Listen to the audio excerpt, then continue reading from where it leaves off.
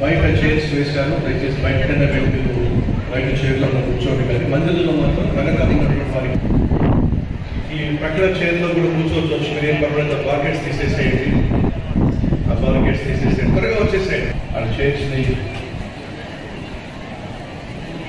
Fill చేసేసేయండి. చాలా thanks అమ్మ, చాలా మంచివాడు. మీ మందిరంలో చాలా మంచివారు అన్నమాట. గట్టిగా చప్పట్లు కొడతారా?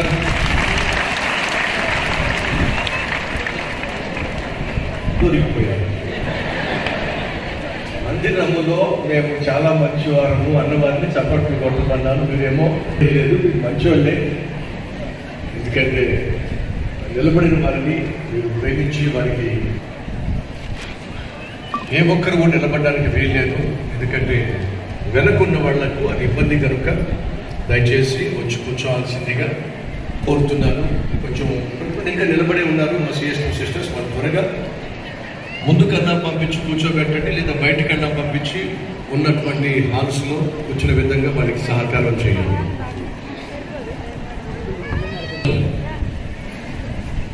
అక్కడ నుంచి కొన్ని వచనాలు చదువు. ఆ దేశంలో కొందరు గొర్రెల కాపర్లు పొలంలో ఉండి రాత్రి వేళ తమ మందను కాచుకొని ఉండగా ప్రభువు దూత ప్రభువు మహిమ వారి చుట్టూ ప్రకాశించినందున వారు మిక్కిలి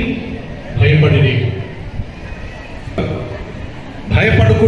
ప్రజలందరికీ కలుగబోవు మహా సంతోషకరమైన సువర్తమానము నేను మీకు తెలియచేయుచున్నాను.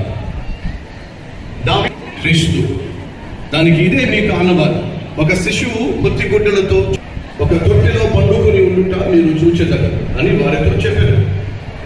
వెంటనే పరలోక సైన్య సమూహము ఆ దూతతో కూడా ఉండి సర్వోన్నతమైన స్థలములలో దేవునికి మహిమయు వివిధ సమాధానమును కలుగును గాక అని దేవునికి స్తోత్రము చేయొచ్చు. కాపరులు, పరిశోధకులు, పరిపాలకులు, పరిశీలకులు, ఈ నలుగురిని మనం చూస్తాం. మొదట పశువుల కాపరులు.